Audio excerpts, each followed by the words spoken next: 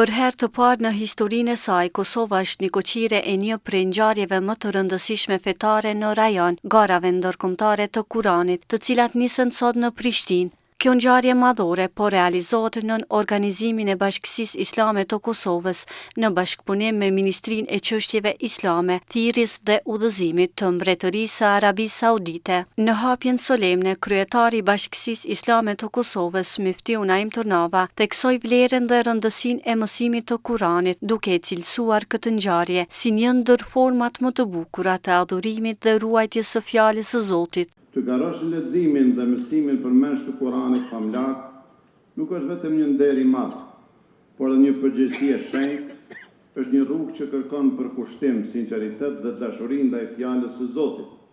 Sot ne jemi këtu për të nderuar jo vetëm garuesit, por edhe vetë mesazhin e Kuranit, që na udhëzon drejt dritës, drejt moralit dhe paqes. Le të jetë kjo garë frymëzim për të gjithë ne, që të mbajmë Kur'anin në zemrat tona, në jetën tonë të përditshme. Ai theksoi se Kosova është jo vetëm pjesë e botës së moderuar, por edhe një vend që e ndëron dijen, kulturën e paqes dhe të respektit të ndërsjellë. Sot, duke pritur musafirë nga shumë vende të botës, ne dëshmojmë se Kosova është jo vetëm pjesë e botës moderuar, por edhe një vend që e nderon dijen, garën më të mirë dhe kulturën e paqes dhe të respektit të ndërsjellë. Le të jetë kjo garë një hap i parë drejt shumë bashkëpunimeve të tjera të begata. Le të jetë një urë që lidh zemrat tona dhe forcon unitetin ton vëllazëror.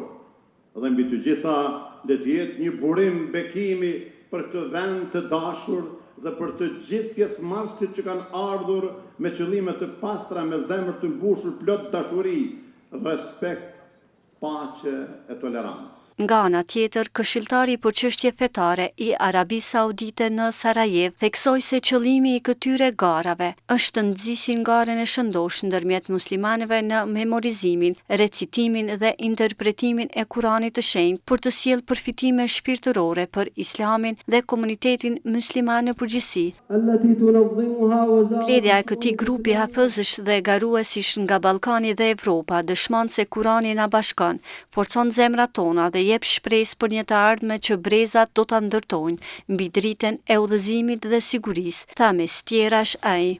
Garat ndërkombëtare të Kuranit, një prej ngjarjeve më të rëndësishme fetare në rajon, ka mbledhur në një vend 146 garues nga 22 vende të Ballkanit dhe Evropës. Garat që nisen sot do të zgjasin deri të dielën me 11 maj, ku dhe do të shpallen fituesit nga të gjitha kategoritë.